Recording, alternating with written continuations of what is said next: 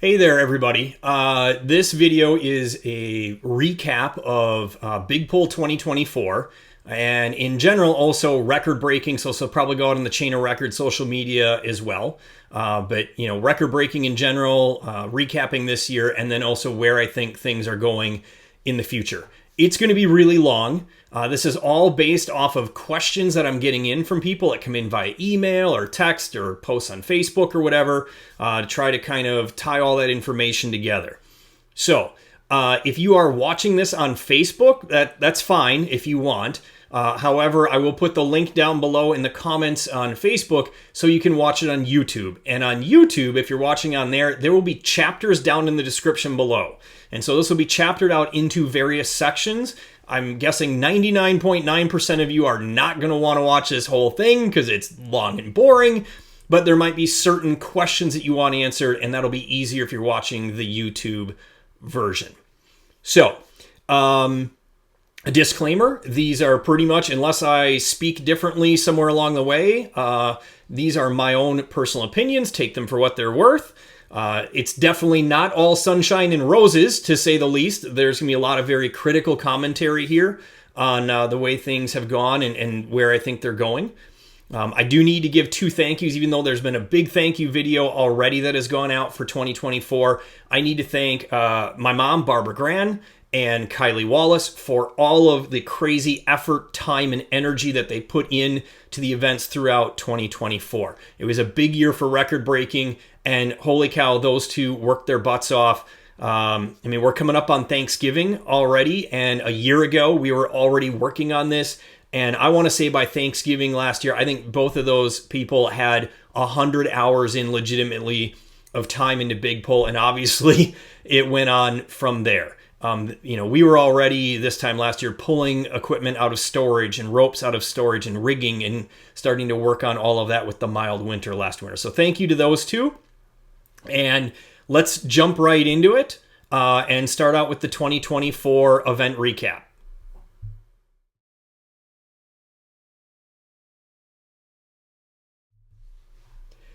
Okay, Barefoot line recap for Big Pull 2024.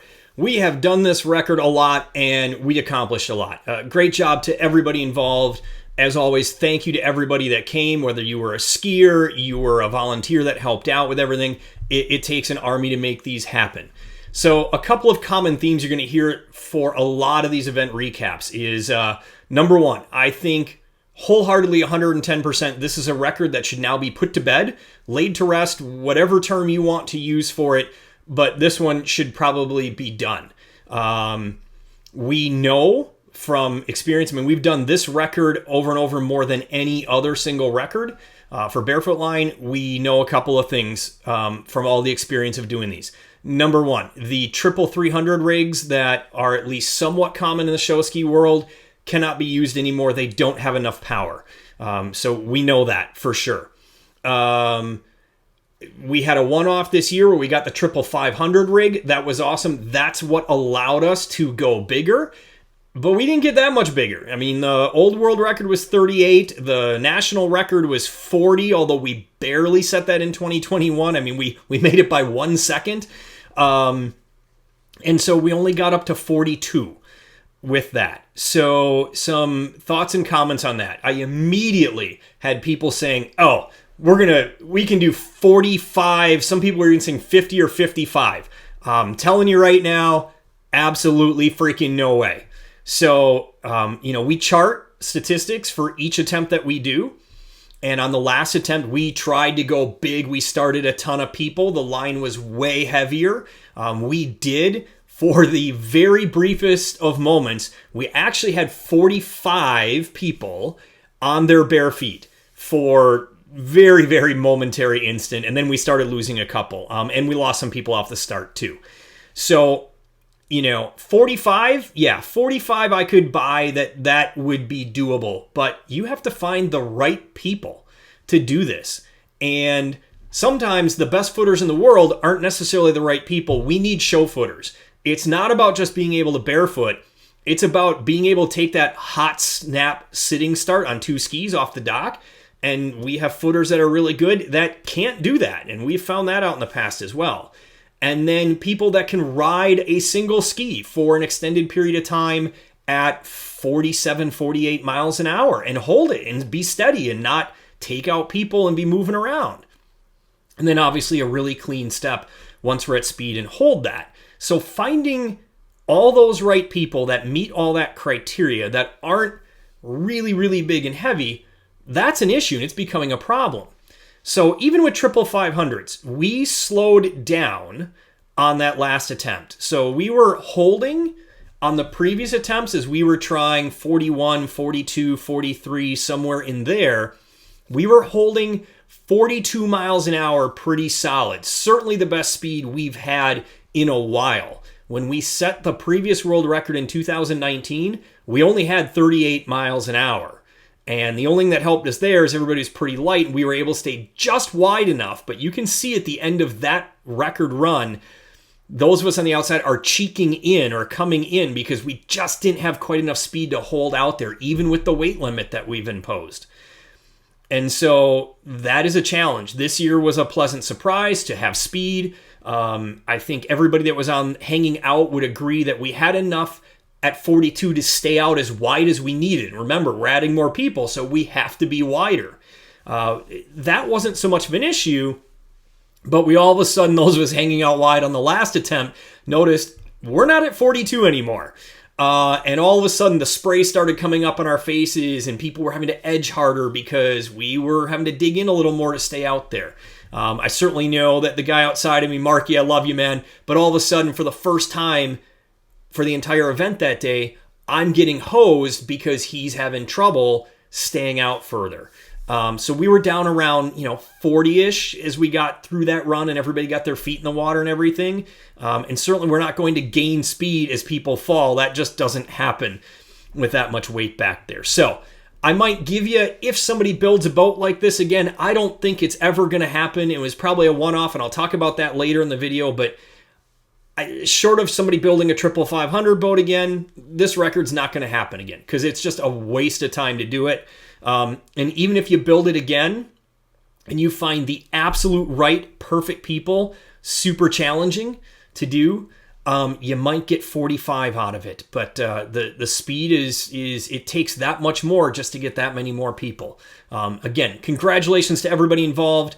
NSSA has approved the record. It's the new official national record, which is awesome. Guinness is absolutely giving us the runaround. I continue to work against them or with them. I don't know. We continue to try to get that approved. I would certainly call it a world record. We know, those of us that were there, we have all the drone footage, the judges signed off, the witnesses signed off. We know without a doubt we met the criteria that Guinness laid out. I mean, we were there and we have the proof in slow-mo video of everything. I'm hoping that they will approve this down the road, but it might be many months before we see that approval, if at all. And we'll talk about Guinness and the cash grab issues later on in the video as well. Thank you again for those of you that came to the Barefoot event. Awesome time.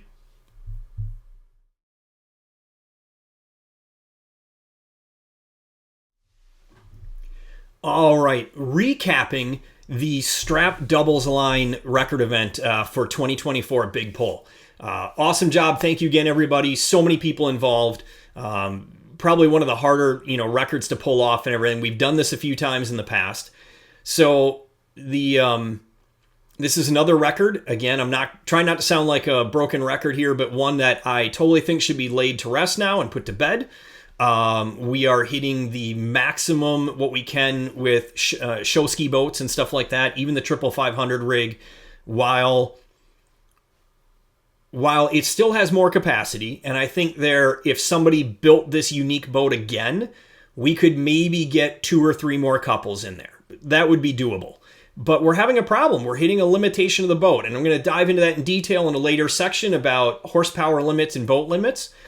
But we have the absolute maximum amount of bow ballast weight we can with the existing boat designs. So for legacy boats, we are maxed out. In fact, we were too heavy and we had to pull a little bit back out. So we know we are right at that edge between we need as much up there as we can to counter ballast this massive thousands and thousands of pounds of weight being hooked up high on a pylon. Not a low strap. That would be a totally different story if we could hook down low. But hooking on a pylon to the releases, this is it. We're maxed. And we know if we put any more weight in that boat, we will nosedive on power up and sink the boat. So that's where we are at comfort level. We don't want to risk any further. And again, we probably won't have a boat like this anytime soon. So kudos to those of you that came out and what we did and what we were accomplished. It's a really long run, folks. So thank you to everybody that got involved, especially, custom making that pylon, custom making the release, custom making the mounting bracket for it. Those are huge efforts by a large number of people to get all of that figured out and working right to handle that load behind the boat. So those were all positives, and we got to go out there and we made a record, which was great. We established a new record at 29 couples. NSSA has recently approved that as the new national record. Guinness, who knows? We're having technical problems with them. I will continue to work with them and try to hopefully get this record through. But like the Barefoot record, we have, definitive video evidence and proof that we satisfied every Guinness World Record requirement for this, and then some. Judges and witnesses have signed off, and we have that great slow motion video showing everything done for way longer than what Guinness requires. So not a problem. It should be a national and world record. So awesome job. Some criticisms. It is a challenge to find the right couples and the right people to do this. And that will be talked about later on about, should you be in this or not? There's a lot of people that think they should, and they are not ready. And it's up to myself or Kylie or whomever else is helping to run these events to make those judgment calls. And you need to live with our decisions because we are trying to set the bar high. And especially this is the one probably where the bar has been set the highest because we have struggled and failed. We have failed at multiple events in a row in past years to raise the level of this record. The folks that are in this record, these should be people who are measuring their doubles crashes in years, not in days, not in weeks, not in number of shows, but in years of time, because that's where you need to be. Even though we're doing basic doubles lifts, we're doing the two easiest ones. It's almost, for those of you who've been in it, I think you'll agree with me, the doubles lift part, unless you're way on the ends having to ski out far, is probably the easiest part. It's the start and the endurance in skiing and making that darn corner are probably the hardest parts of this record. It's not so much the seat and the step up that are the problem. So again, I don't see a 500 rig in the show ski future anytime soon. So I'm assuming this is a record that is now going to be laid to rest. And really there isn't a recourse until somebody builds some custom made, bigger, special boat for this. This one's probably not going to happen again, folks. So again, thank you to everybody who came out that made this possible, that lent your time and talents to this. Very much appreciated.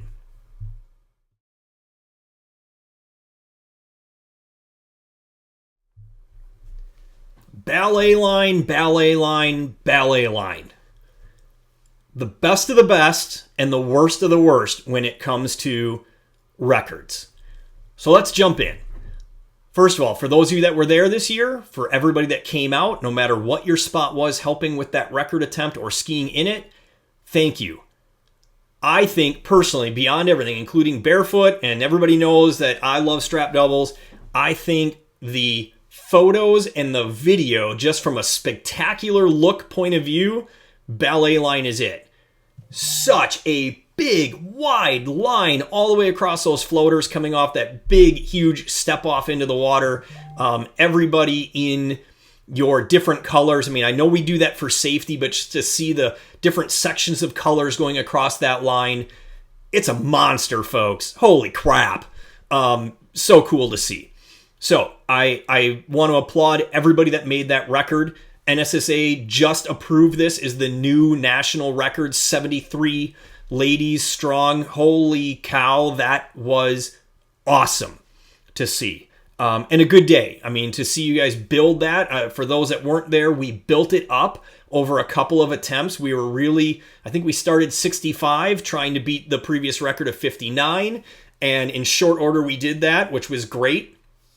And there is a time limit that we have, so we can run all the records in a day. So I'm kind of watching the time, and it was great to add on more and more people into that record. So all that really positive, really cool, and awesome to see.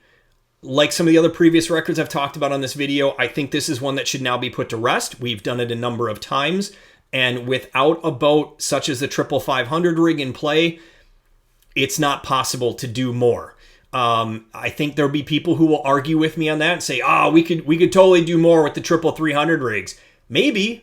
It's going to be a hell of a rip off the dock. I mean, like rip people's arms off to get going, because we're at a counterballast limit with so much weight in the bow of the boat. We know we're maxed out there, and the more people you add, the more weight you need.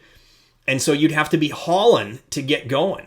And I don't see 500s again in the future. So I'd like to see that going. Now, again, there's been some talk kind of like, well, we just hook it down low and you'll be fine. I'd absolutely give you that. If somebody wants to hook a line like that up and make it a non-ballet line and hook it down low like a pyramid, oh yeah, you can use 300s, no problem, and pull off a bunch more people. I mean, we made a ton off with the 90-plus person attempt at Chain of Records in 21, but that's not a ballet line. Right now, current criteria, you have to do something that requires a release. That means hooked up high in a pylon, and any driver, those of us who've driven big triple rigs or even big twin rigs and pulled a lot of people off the pylon, there is a total difference in the pulls between hooking up high on that pylon and hooking down low between the engines. So I think this one is another one that is really done. So congrats to those of you that got to be in it and were involved in it. Now, the downside of this. I said it's the highest of the highs and the lowest of the lows. Of all the records we did, this one is the worst to run. By far, ladies, I'm sorry to say it, I gotta be blunt. The attitudes that are in there and the people who think they deserve to be in there, absolutely ridiculous. Just like the 2021 Chain of Records, we had people in there where when I reached out to your show directors or team presidents, they're like, I don't understand why this girl or woman even put her name in. She learned how to do hop docks last year. That is not what record breaking is about. And so we did a lot more vetting. So for those of you who were removed from the line, I apologize on one way, but in another way, I'm not sorry about that, because we have to set that bar high and I have to make those difficult decisions. And I had people very upset. There was, for lack of a better term, there was a lot of bitching behind the scenes. That's the only way I can do it. A lot of people came back to me. They were very upset about either being on the alternates list or that they got bumped off the list completely. I don't want to deal with that. I got to be honest. I'm going to use a term. I got her permission to use it. She's not here right now. Otherwise, she'd be on the mic saying this. I had asked Kylie to jump in and run this record because I didn't want to do it. And I said, I'll run all the other ones if you take this one off my plate and run it. And Kylie's quote was, and there's a number of you who know this, so not some big secret. Her exact quote was, last February of 2024, she said, I would rather weigh in every guy in the Barefoot line completely naked than touch or run that ballet line. And you can feel free to ask her about that. And while it's become a joke and the entire Barefoot line record knows about that, we mention it there, she's very serious about that, because the attitudes that we have to deal with are absolutely unconscionable with this. And I don't know why that is. Think about that when you sign up for another record attempt at some point. So, again, congratulations to everybody there. The pictures, photos, video look awesome. Thank you for coming out for a great ballet line in 2024.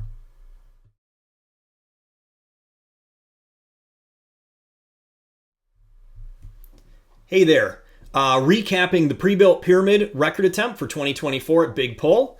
Congrats to everybody that was there. This was a new one, a different one than anything that we've done. We've never attempted this before. So this one, I'm going to come back with a summary of it that's different from the other previous records I've talked about in this video. I think this record still has legs, meaning that the existing show ski boats that we have, without having to go and build a special 500 rig, could pull this one because it's a low hook. It's hooked down in between the engines, and based off of what we did, certainly the 350 rig, the Suzuki rig with contra-rotating props on it that Brown's Lake has, absolutely there's more room to grow this record. I even think the triple 300 rigs that are out there, that some of the teams have, I think could pull this record and go bigger. You certainly need the right talent. You need the right people in the boat, and you need the right people skiing this too. This is not a record for just anybody to jump into and go. So for those that were there and got to do it, awesome. It looks super cool coming off the dock, especially the side profiles. Looking back now, there's always things I want to change. We got a couple of good photos, just one or two that really caught a little bit of the side profile coming off the dock. I wish we would have sat some GoPros on either end of the dock, or just even on boats, and have people hold them, but be 15 feet out from the sides of that thing coming off with those wide angle GoPros. I think would have been some amazing video shots. And I just didn't think to do that. So I apologize. I think we would have had some really, really wicked looking video. So NSSA just approved this new national record. Just got approved here. So we have 7 of them. We were close on that one to getting 8, and it just didn't happen. We were a little slow because this is all timing. So, kudos for boat driving on this one too. It's total pure timing more than anything else on getting that. And that's certainly hard. So where do I think this could go? I think this is one I have no intention of running this one again. But if anybody else wants to organize it, I will give you guidance and direction, and happy to advise you on that. And I might have some equipment I can lend you, but you have to go to teams and get their ropes in order. But I think that somebody could organize this, and I would make a day of it. We had limited time for this one, and I'll talk about that in just a moment.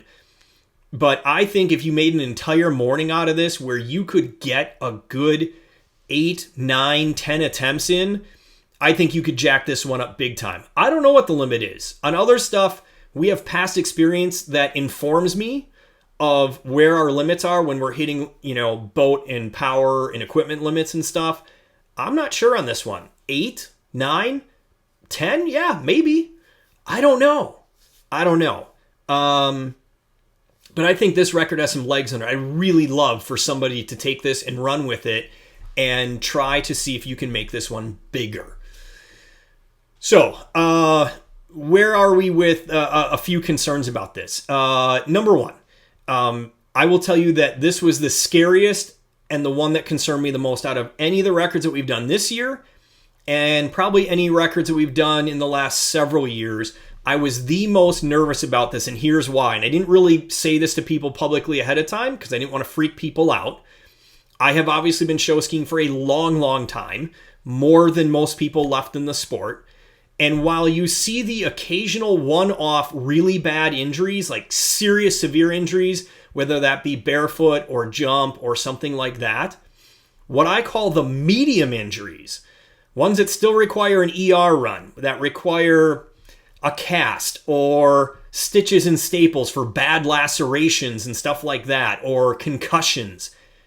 I see more of those medium injuries in Prebuilt, bar none, than anything else over 30 plus years of show skiing.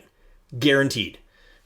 I don't know if anybody else sees that, but for me, in my experience going around, coaching a bunch of different teams, road shows all over the place, when I see those medium injuries that are serious enough that you're shutting down the show or the tournament, you're still rushing somebody to the emergency room for medical assistance, not life-threatening, but still very serious, it's always Prebuilt. That's where I see them. So I was very worried about this. I would offer up to anybody that wants to take this and run with this and try to go bigger with this, make sure you have the right safety people there. There needs to be a spotter for every single person up in the air. And those people need to be ready to take that person who's falling off into the water with them and get wet, and you need to have the right spotters and safety crew. So just some thoughts on that. Moving forward, I would, again, love to see it go bigger. I really, really would like to see some people do that. Now, there is a question about record claims. And for those of you who are like, well, hey, my team did this and we matched that record, look to the section later on about claiming records and what it means to actually do that and hit the criteria and everything, because it's a different story from being able to do this at one of your local practices and actually do it in a official sanctioned tournament or a record event such as this, where you meet the criteria of having judges or records committee people observing and recording evidence and all that kind of stuff. And that'll be later in the video. Again, congrats to everybody on the Prebuilt record. It was definitely interesting. Take care. Sorry about this. I do need to add one extra thing for Prebuilt that I forgot in the initial video piece.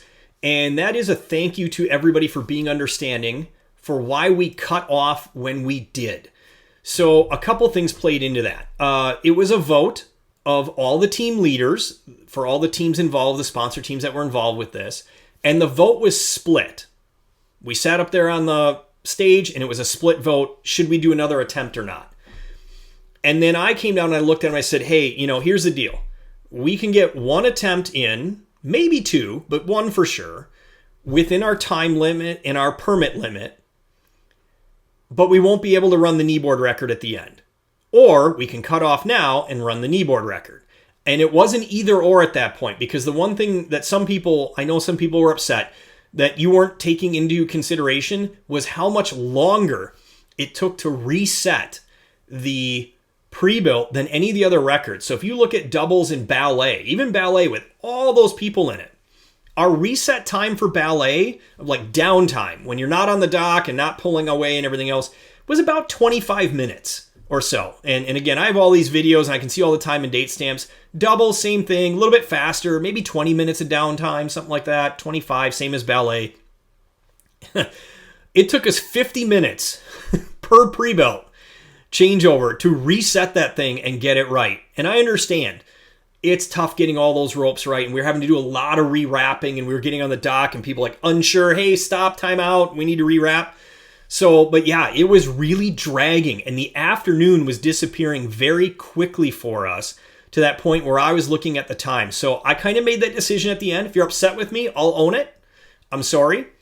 Prebuilt leaders from the teams, thank you for being understanding. Because what came of it was that we were able to run the kneeboard record, and the results were, for better or worse, they were okay. We set a new record, but otherwise it would not have gotten to run, that's for sure, because it took us a while there too to switch gears and get kneeboard ready, because it was in a different spot, and get everybody ready.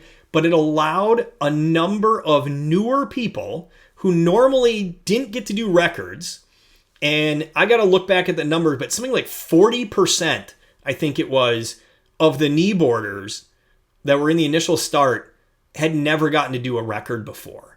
And that's a big deal to get some people interested, engaged in that. And it was fun for those who made it, obviously. So thank you for allowing us to do that, and teams for being patient and understanding on that. And again, I hope somebody else sets this up. This one should be done again.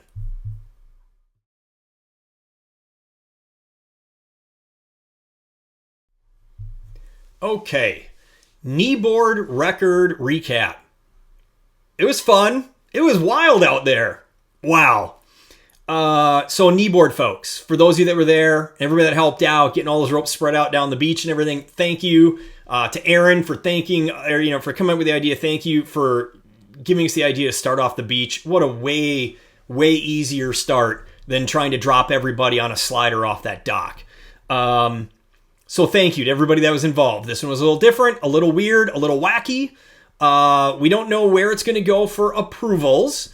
Guinness is kind of giving us the runaround. We have a little bit better progress on Kneeboard than we do on any of the other applications, but we'll see. I haven't heard from them nothing in 3 weeks now, and I keep trying. I'll keep you posted. NSSA will not certify this because there's a different governing body under the USA Water Ski umbrella with the AKA. Myself and some other folks have reached out to the AKA board asking if they will certify this nationally, and we'll see where this comes. I'm recording this on November 5th. It could change tomorrow. It might not change for 2 weeks. I don't know. We'll see if they'll certify it as a national record as well. I hope something comes of it. It was cool. It was different. We do know that we satisfy Guinness requirements for 37 kneeboarders with no problem. We have great footage. We have slow-mo from the air, from the drones. We have Super clear footage from the sides, passing the measurement buoys. So I have no doubt in my mind that we satisfied the world record requirements on this one. The start was obviously a little iffy. It was brand new. Nobody had ever done one of these like this before. And it was like, how much of a hit should we get? We didn't think we needed much. And Dave said he had to bring us to full power. Yep, that's right. As he started getting calls that we were drowning back there and it was super slow, he had to give it all 1,500 horsepower with super low pitch props on there, everything we had. Now, obviously, if we had had time and we could run it again, I think we would have knocked it out of the park on a second attempt. If we could have slid 50 people off of there on a second attempt, he would have had a better idea that, hey, the second the ropes are tight, I got to roll into the throttle hard instead of bringing us up slowly. We've never done it before, folks. Every other one of these records, I mean, even Prebuilt, we've at least driven in shows before with, 3, 4, 5 Prebuilts at a time kind of thing. So drivers have some of idea on the timing on that. Kneeboard, yeah, it was a brand new crapshoot. So I hope you enjoyed it and had fun. I don't know if this one will ever go again. I think maybe triple 300s or the triple 350s. You're going to need outriggers, so it's got to be a boat with outriggers on it to get people wide. Those are definitely going to be needed. You need more of a hit coming off the shore. I think unless you have a lot of well-practiced people, you're not going to slide it off of a big platform like we had there. I mean, how many people actually kneeboard much anymore? The sliding beach start was really easy because it just kept us right, flowing onto the water. So, but I think maybe you could go bigger than 37 and get that. That's up to somebody if they want to put it together and everything on that. I just hope everybody had fun. My back and shoulders are still hurting from it a month later, month and a half later. From those of us out on the right side there that were just getting punished out there. And also know too, and if you haven't watched the aerial footage, watch it as we get about 3/4 of the way through and watch the boat rollers that come in and start pounding us. Those of you that were in the right half of the line, wondering why you were doing this, and those of us far out right why we were just doing this. I didn't realize how bad it was. I thought it was just wind chop, and it's not. The boats did not intrude into our marked off course area, but we had a couple of boats out there, including a big surf boat that once I watched all the footage was able to determine, yeah, they did a huge power turn out there right out by our marker sign that said closed course and sent those massive rollers right in at us as we were going by. So that was loads of fun. Anyway, hope it was a good time for everybody. We may not see this one again ever, but it was fun. Thanks.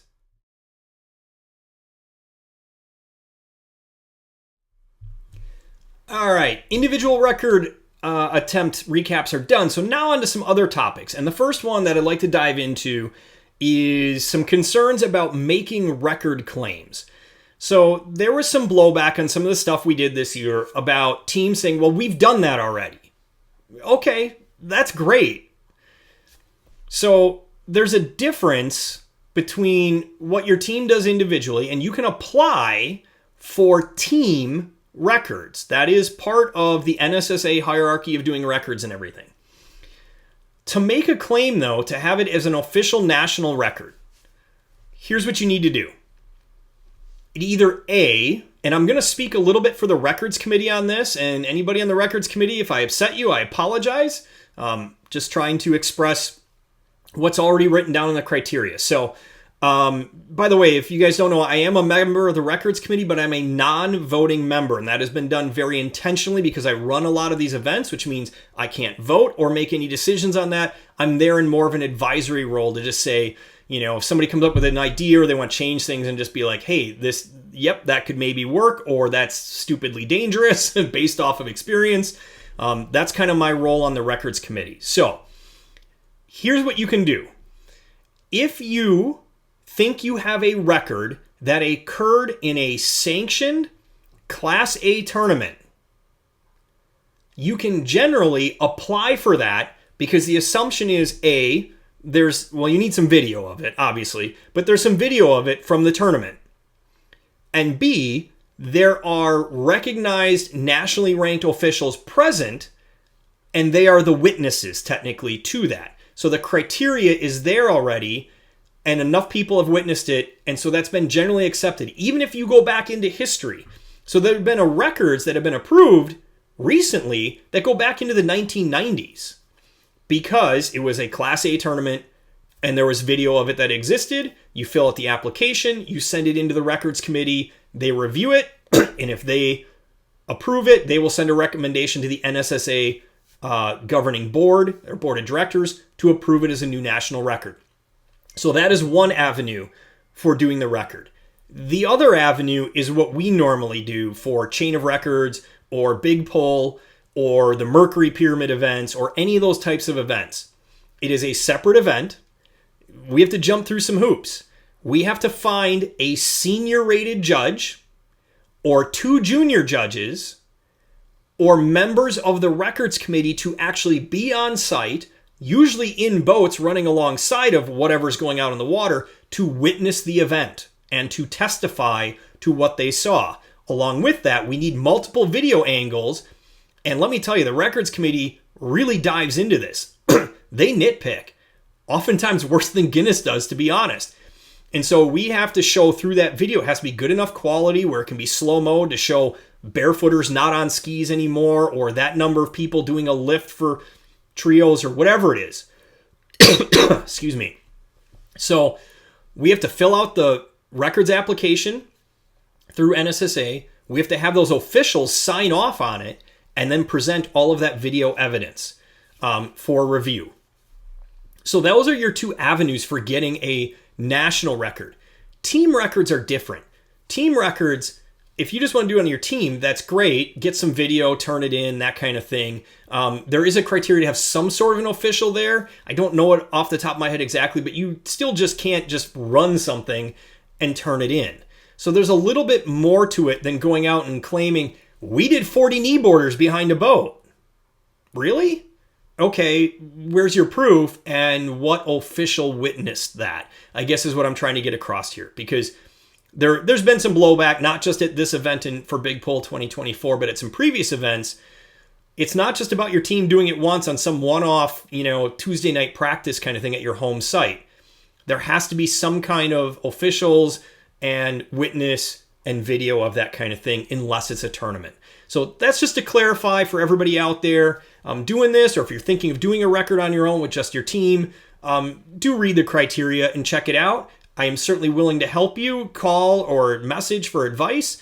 And if I can't help you, I will put you in contact with people that can.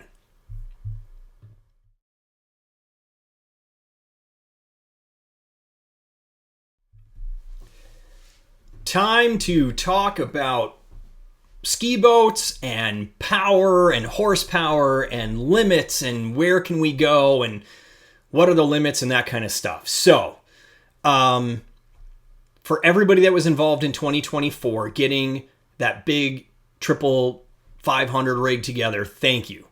It was a lot of people over a lot of time and a lot of hours to make that happen, including last minute changes and stuff like that. People from Mercury helping and everything. It was a big deal. However, it was a one-off, folks. I'm going to tell you straight from it. It's not a practical boat. It is limiting in what it can do. Ski Sharks and their driver Mick made as good of use of it as they possibly could this last season, and they made it work for their shows. But there were definitely limitations. Getting that boat to turn, it was like turning a tank, and especially at higher speeds. So jump and barefoot, it was tough. And that boat was limiting to their show. And in some cases, they needed to change show patterns and boat choices based off of having that boat in the mix. It is not a realistic boat for show skiing. It's a 21-foot boat with 3 giant engines hanging off the back. And while Mercury has done a good job with lightening those engines and making the engine blocks lighter, there are giant superchargers on top of each of those engines, and they weigh a lot. That Legacy boat is unbalanced, inherently unbalanced. I want to say that Dave and Mick could correct me if I'm wrong in this, but it was like 11 to 1,200 pounds or something like that in the nose of that boat all season long, just to balance it out. to keep it from riding like this. And that was to keep it flat, and that was without a load on it. That was with nothing on the pylon. And so they had to keep that much weight in it all season long, which made it nose heavy. When we first had it in, they were putting water over the nose of the boat. It's just an impractical boat. I had thought at one time, maybe RAJ or somebody like that might build that same exact boat. If Kevin has anything to say about it, he knows, Kevin Ostermeyer knows what we went through with that boat all season long in Shawano. He's like, no way. No way are we doing that. It's just impractical, not to mention the cost and the expense. The boat has to be specially rigged for those engines. It's different rigging, at least part of it is. Lots of special stuff on there, and even different than the other R racing rated engines. Those 500s are even different in some of that stuff. So yeah, it was a challenge, folks, with a lot of people involved to make that happen. So this year was kind of a one-off having that boat. It was certainly a sponsor of the Shawano Ski Sharks that stepped up and said, I want to do this, I want to make this happen, blah, blah, blah, and I want records attached to this if we do it. Okay, sure, we'll do it because you want to. Was kind of the thing, but I would not recommend it for any other team on that platform. That boat is just too small to handle that. I don't know how it would be on a Dynaski. It's never been done. Dynaski's got a little bit higher sides floating, but I think it's still the same thing. On a 21-foot boat, it's just unrealistic to do that. So where do we hit limits? Well, I mentioned it in some of the earlier stuff, especially for Ballet and strap doubles. And anything else that needs to go up high on the pylon, off the release kind of thing, we are at the absolute maximum design limit. I shouldn't even say design limit. It's not designed for that. The absolute structural limit of what's going on there. Despite all the reinforcement going on in that boat, all the special stuff done to that boat, it may look like a Legacy on the outside, folks. It is not a stock Legacy boat when you get into the guts of it. And you can talk to Mick Sioka and Dave Paseo and Kevin Ostermeyer about what's been done to those boats. It is not stock in any way, shape, or form. If you just go out and buy a Legacy twin rig, you're not getting the same boat. So for this, that boat, such a limit, we're at a ballast weight limit. We even put special structure up in the nose with a removable hood or, hole that you could, a porthole that you could get into to put more weight in there. And so when we went to the doubles line, we packed, I think we started with 2,300 pounds up there, or 2,400, something like that. And the boat, with nobody else in it other than the driver, was darn near going underwater. So we lightened up. And I think we lightened up to like 2,200 and ran 2,100, I think, for the actual doubles attempts. And even that was borderline, but that's where we had to go. That's the most weight you can put in there. And while the boat didn't totally tail stand like we've done at some past events, it was still like this. We could have used more weight if the boat would have allowed it to make it easier. And so that's where I talk about, even if somebody builds a 500 rig again on a Legacy hull, adding in more Ballet ladies or more doubles couples, you're just about at the limit. Because pretty soon that boat's going to tail stand and we can't counterballast that in the bow anymore without putting that boat underwater. So that's why some of those records are done and we're at a weight limit and a safety limit for this because we don't want multiple people in there pin pulling. So we're requiring for every release, we're putting an adult pin puller in there to make that happen. We're at a limit, folks. I had thought we were going to, originally we thought, we were going to have the 500 rig for 2 seasons. That didn't happen, obviously. It's already de-rigged and the engines are gone. So the hope had been we were going to run the big pull, smaller events this year. And originally, and then next year, talking with Kevin, that maybe RAJ was going to do a big pyramid event again and run one of their big 300 rigs along with this rig and go to try to break over 100 people for a pyramid. That didn't happen. 500 rig is gone. Kevin may still run something like that with 2 300 rigs or whatever he's got. I don't know where the thinking is there, and I don't know if that will be next year. That is totally up to Kevin and what he wants to do with that. But we are absolutely at a power limit and a boat limit to go bigger on some of these records, to go bigger on a doubles line, bigger on a Ballet line, or Trios, same thing, because Trios is super heavy on that pylon.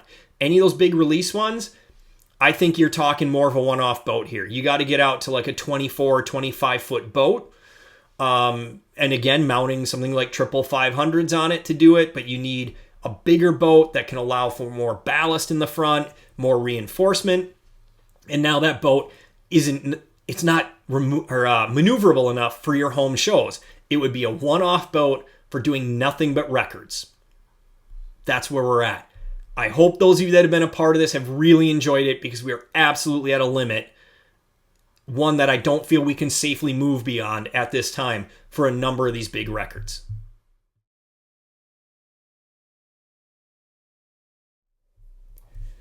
Okay, one of the least favorite topics, Guinness World Records. And a little bit about IWWF here too. And if anybody has any connections with IWWF, listen in, because I have a request. So some of you that were directly involved with the records this past year know that we are having immense problems with Guinness and what they're doing and some of their policy changes and stuff like that. For those of you that don't, unfortunately, and just to be blunt about it, Guinness has basically become, instead of this very prestigious, lots of criteria, difficult, you have to hit a certain bar, kind of organization, it in just the last couple of years has become nothing but a blatant money and cash grab, to the point of being ridiculous. And there's nothing nice I can say. There's always been cost associated with Guinness. They've been always sometimes challenging and difficult to deal with, but we did that because we wanted to hang our hats and say, we have set this standard and we have met the Guinness requirements. That is not the case anymore. In fact, in just the last couple of weeks, it has become more about, less about the criteria and hitting everything for a record and how much money can you spend, which is very unfortunate to see it go that way. I don't know what's going on behind the scenes, folks, that have made this happen. I know they have the second best-selling book in the world every single year with the Guinness Book of World Records. It sells, I don't know how many millions of copies worldwide. That's got to make them a lot of money. But we started getting wind of this during the Big Pull 2022 events, when we had filed for some new applications and kind of got weird stuff coming back, and it has just gotten worse over the last 2 years with that. And so even though Guinness told me on a phone call to London that they would honor our existing applications, which is what we used for doubles and kneeboard and barefoot this year. We had some open ones between myself, Kevin Ostermeyer, and Gino Jockler, and we decided to use those. And technically, they did honor them.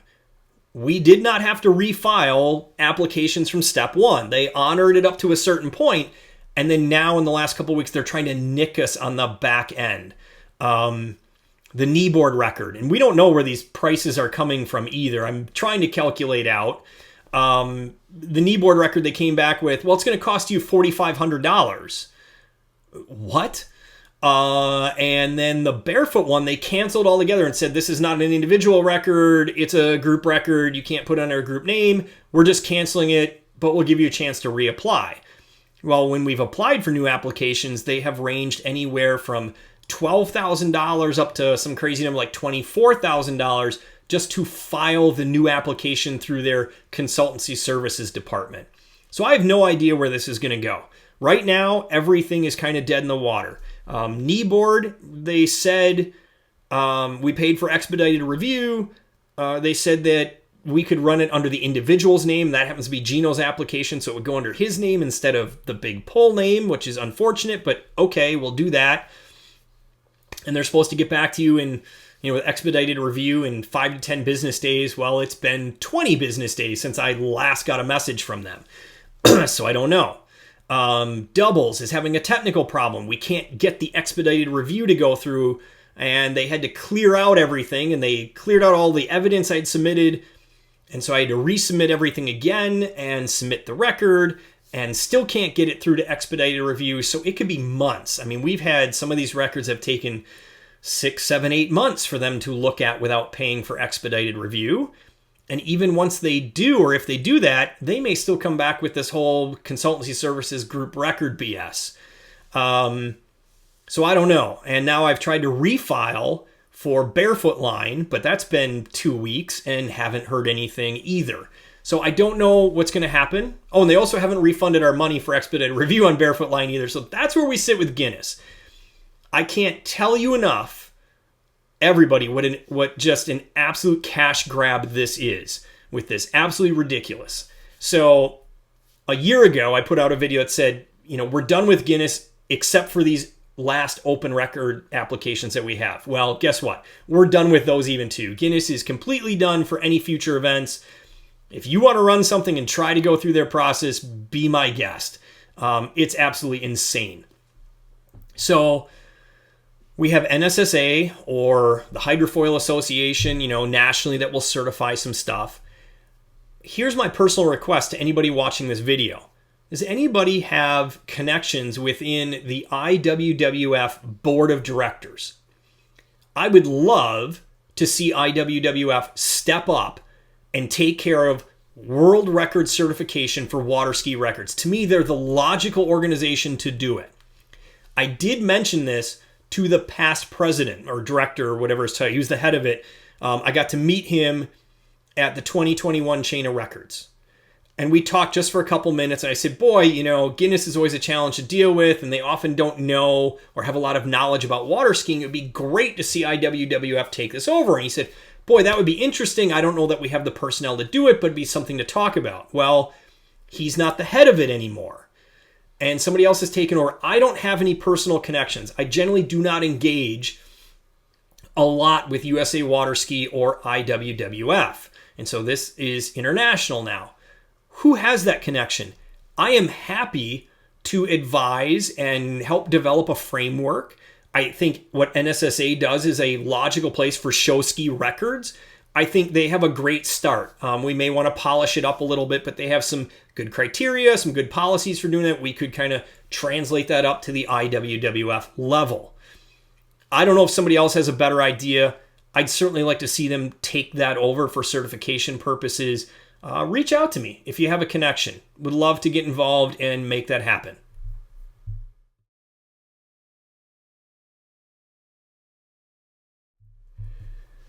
All right, the first of two sections that are kind of the part where I mentioned at the introduction, not sunshine and roses. And you know what? They might offend some people. I frankly don't care. This is some stuff that needs to be said, and people want to call me a bad guy. That's fine. Go ahead. Because I've done this long enough, and I've taught enough people and worked enough events and everything. I'm at the point where I just don't care. But some people need to hear this. So, first of all, the disclaimer. This is not about the hundreds of you that have come out and helped with these events and worked your butts off and are totally awesome people and give of yourself to make these things happen. Because it's not just me, and it's not just Kylie, and it's not just Shauna, and it's not just Gino, and it's not just Kevin, and it's not just Angela, and it's not just these people who've helped run these events before. It's all of you. It's all of you that engage as a group together to make this happen. And for the teams, it's about all of you that have given of your team's resources to make this happen. The problem is there's a growing number of people, and more recently teams, that think they're entitled. And so I'm calling this section entitlement, and it's not a good term in this case. Many of you know that I was in the education field for years. That is my profession, or was my profession. And entitlement was something we were using for students and parents that feel that they should just be given everything and that they are the center of the world. That's the easiest definition I can give you. Unfortunately, that has creeped in more and more into these record-breaking events. So if I go back a number of years, so I've been involved in these things with Big Pull since it started back in the late 90s, been running it since the end of the 2012 event. And I got to tell you, over most of the 2010s, there'd be like one person. There'd be one person that would stick out where it's just like, man, that person's a pain in the rear end. I wish they'd go away. They were so hard to deal with, and I'm not talking about asking questions and stuff like that. I'm literally talking about thinking that everything is supposed to be handed to you. The people who, despite massive amounts of communication, don't pay their fees on time, don't have their USA water ski memberships ready to go on time, don't have their equipment ready to go, show up late, all that kind of stuff. That just pisses me off. And I will speak for some of the other organizers and say it pisses them off too. And the funny part is, it's the same people that do it over and over and over again, to the point where I have booted some people for no other reason. Not because they fall, not because they miss their stuff, but because they're so much of a pain in the ass to deal with in the run-up to the event. These events are not about you. And I'm trying to get that message across, because it's more than a handful of you now that are causing this to be an absolutely miserable experience. I and the other names that I have mentioned here in this last little bit, we pour our hearts and souls into these things.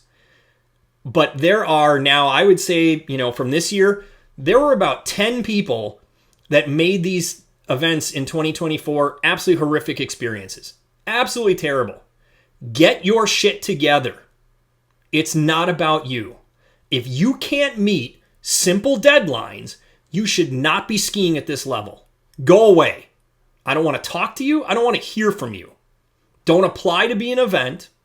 You shouldn't be there. I don't know how else to put it. And I know these are harsh words. Kylie asked me to use this quote, and this is from her. Again, she couldn't be here to record this tonight. And her exact quote was, "If you think you're not part of the problem, you probably are." When I have to message people, you're coming up at a world record level event, and I'm trying to coordinate 250 people coming to the event. And you're the person who I have to email 3 times to get your damn fee turned in, even though I've made it easy and you can just use PayPal or Venmo and go click and send it. And you've been told and warned about this for 8 weeks. That's a problem. You need to get your crap together. How do you get through your life? I don't understand it. So this entitlement, this sense of entitlement, mostly for skiers. It's mostly skiers that are coming. Sometimes volunteers get this attitude as well. And then more concerning, I'm starting to see a team or two with this attitude. This isn't about you. It's not about your team either. It's about all of us coming together for the record. And so, Big Pole was started with a certain mantra and a certain thing. It's about setting the record. We don't care about anything else. We put our team rivalries aside. We put our individual rivalries aside, and we all come together with this amazing pool of talent to make something incredible happen. That's what it's about. And if you can't get on board with that simple goal, you should not be there. If your team is asked to sponsor the event and you agree to a certain number of things, you are agreeing to that one goal above all else. And if your team is not on board with that goal, do not participate or do not engage with the event. Simple as that. And there are teams that don't, because there are teams that don't want to be a part of that. That's just fine. But don't commit to it and agree to that and then try to renege on it later. And yes, that has happened. The sense of entitlement sucks, folks. I wish it would change. I know more and more of us are seeing this more out in the world in general, and I don't know how to change that, but I was hoping the water ski world might be a little bit different. We used to have this, and I do understand everybody's going to say, well, the events are getting bigger and they're getting more complicated because the records are getting bigger. Yup, I get it.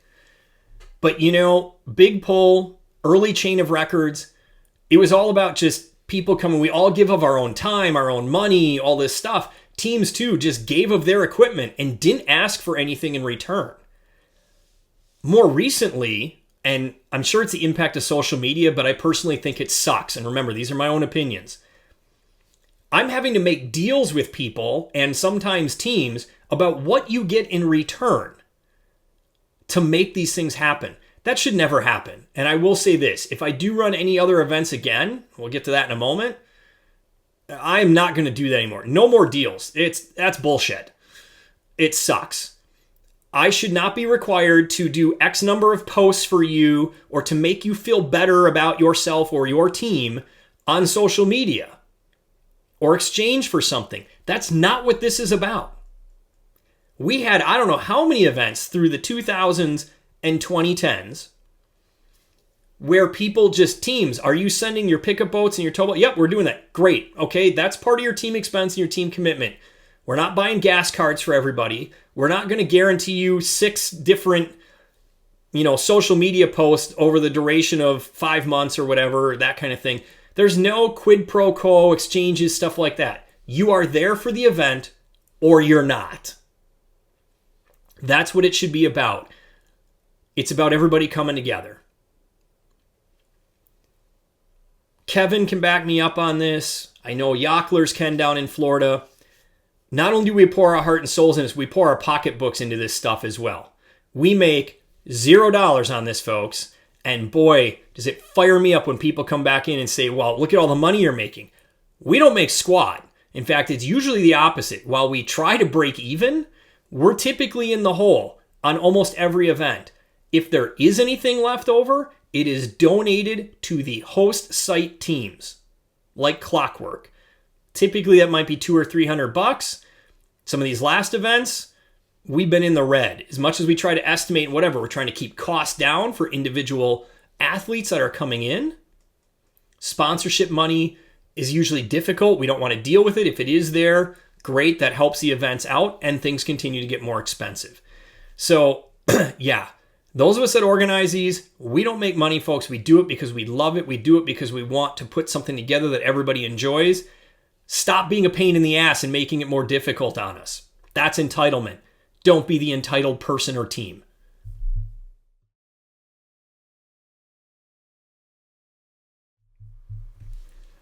All right, part 2 of the not so nice stuff. So these are my personal opinions looking back at 2024 and kind of where we're at right now. So totally personal, not speaking for Kylie, for any other record organizers. I have to be candid with everybody and tell you this. I did not want to do this in 2024. That's just to be blunt, and I kind of kept that in my inner circle throughout the last 12 months as we've been putting this together. This was not something I wanted to do in 2024. I really thought some of these records were done after the 22 season, and it really came down to, when a sponsor steps up, and the sponsor's saying, you're getting triple 500s, I got arm twisted into doing this. So, to be candid. Don't get me wrong. I am thrilled with the result. It was so awesome to see. Whether I was actually skiing in them or not, it was awesome to see those records hit.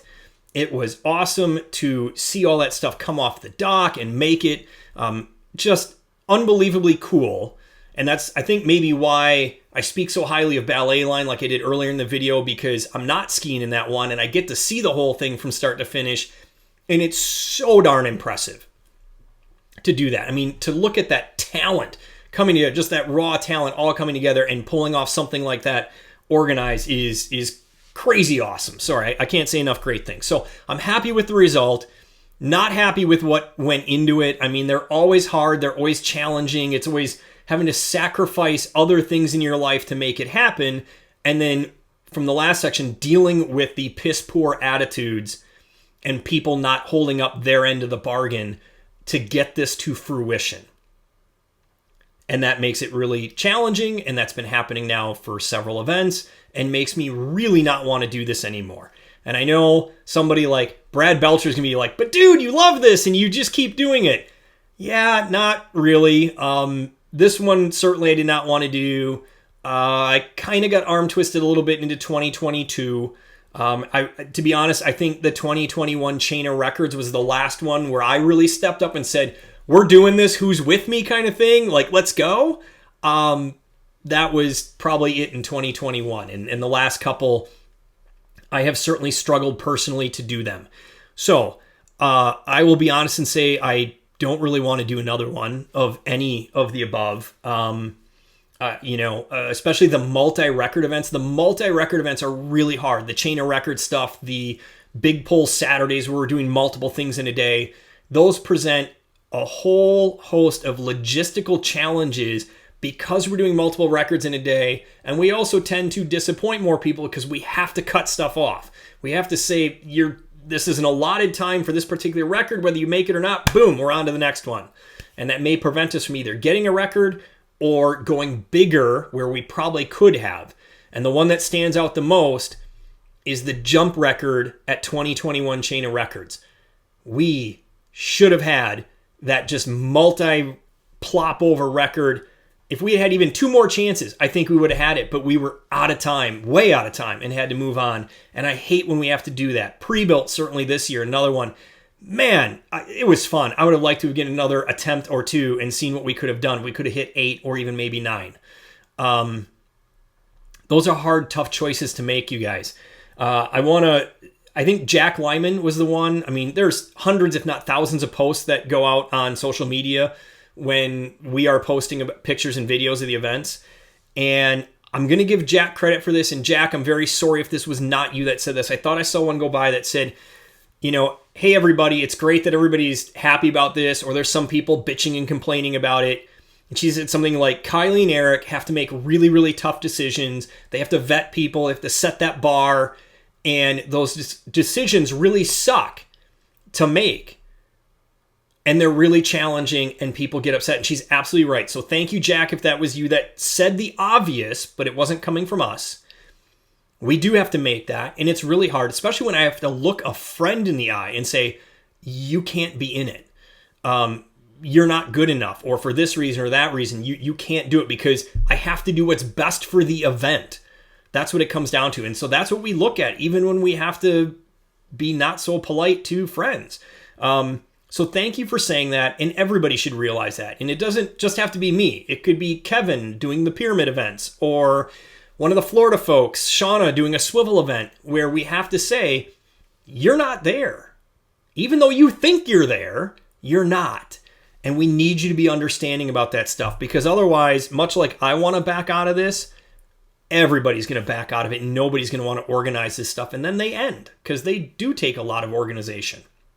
So I will tell you this, as I've said a year ago, the only one I really want to come back for and pour my heart and soul into and get enthused about is the most people skiing, just regular plain out skiing, behind a single boat. I really want to see that happen. I know we've had a lot of ideas for boats, and there's even friends that have come up with ideas. I can't buy into any idea I've seen so far for that record, for weird things and power issues and all this other stuff. I got to be blunt. I have the whole thing worked out. Not only in my head, but it's actually sketched out on paper. Logistically, I know where to hold the event, how to make it happen, how to get the permits, how to engage some of the larger ski teams from around the country. And it would take a lot. I mean, we had, I think, 8 teams that sponsored Big Pull this last year. It would take, I think, at least 12. And that'd be the minimum. At least 12 teams coming on as sponsoring teams for this big, huge line behind a boat to have any chance of getting the right equipment.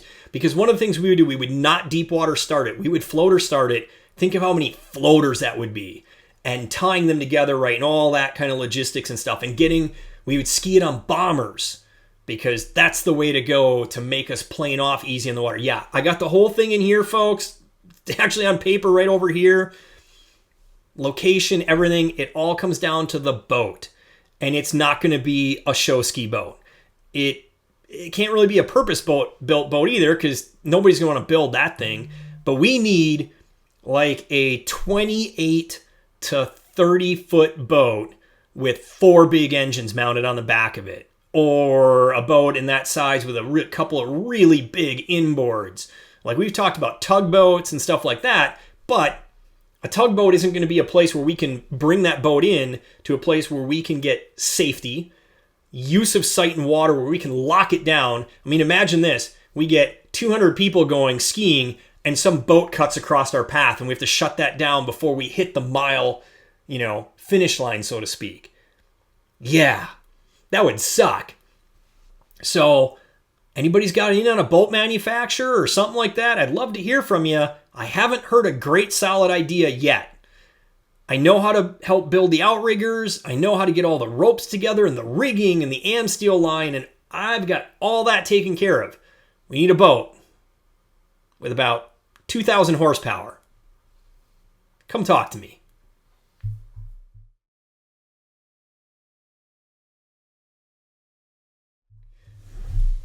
All right, let's bring this whole thing to a close. A little bit more on the upbeat than the last two sections. So the future of record breaking for water skiing, more so show skiing than anything. Where do I think it's going to go? Well, as I mentioned earlier, I think there's some of the big records need to be put to bed because we're just at a power boat design limit thing. And those are physical things we just can't get beyond. Trios, ballet line, strap doubles line, barefoot line, I think they're pretty much done right now. Unless somebody all of a sudden comes out with like a 25-foot boat with specialty horsepower on it. But barring that, those records are done. Some of the other big ones, there's still some possibilities in there. Prebuilt, certainly we talked about in these videos. Oh yeah, you got room to grow there. Kevin's talked about maybe going back after the BFP record. Yeah, I think that might have a possibility. Boy, you're going to need just the right footers for that. I'd be envious. I'll probably be too old to do that and participate. But I think 10 BFPs is doable. Maybe put some higher pitch props on those triple 300s. Maybe the triple 350s could run that thing. Yeah, maybe on that one of those bigger records. Conventional doubles certainly has room to grow. That one could be done more easily because it's a low hook. One for sure. And then there's other records out there, folks. Go look at that NSSA records listing on the USA Water Ski website. There's a whole bunch of empty spaces. And I know I said this a year ago, but it doesn't have to be that giant line. And it doesn't have to be 8 teams with a group of us organizing it into this big event that takes all day. It could maybe be 2 teams or 3 teams getting together at your home site. Get the official there, get a couple video cameras running or a drone flying. Although that is a bunch of legal mess to get into that with drones too. But whatever you do, get the video. And there's a lot of records, some of them with no bar set right now. They're just empty. Get those set. The ladies just a year or two ago that set the back barefoot record. Way to go. That was just a handful of them with a video camera and official, and away they went. And they got themselves a national record. So I encourage you to do stuff like that. I would love for some other people to step up for doing this. The Chain of Records Committee, none of us are really enthused, although I'll be down drinking with those guys in Florida and Winter Haven in about 6 days, so you never know what'll come of it, but I don't think we're doing anything, okay? Big Pole, I'm certainly, my enthusiasm for this is waning, especially with the attitudes and everything. Kylie too. It'd be great to see some smaller groups step up and do some stuff. And if you need guidance, I am happy to help with that. I am so happy to help with that. And I can tell you on a lot of the record types, what are you going to need for rigging and carabiners and that kind of stuff and rope lengths and a lot of that stuff we have figured out. Just need somebody to step up and go the distance. And that's a big one, going the distance. I've had a half dozen other people over the last, 6 or 7 years that have wanted to run these events. And I'm like, here you go. And they don't step up. They don't go the distance. They get partway into it. They don't even get halfway into it.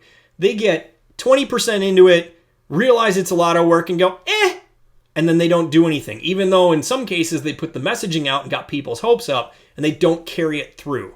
That's disappointing to see. So that's what I see as the future for this, is some smaller records, some more fun little events here and there where you don't have to get 6 different permits to shut a waterway down and 2 drone permits and special insurance and porta potties and, oh my Lord, the list goes on and on and on. Yeah. I would love to see some people step up. I hope you do. Anybody comes up with a boat idea for 200 people behind a boat, give me a call. Love to hear from you. Love to engage on that one and see if we can make it happen.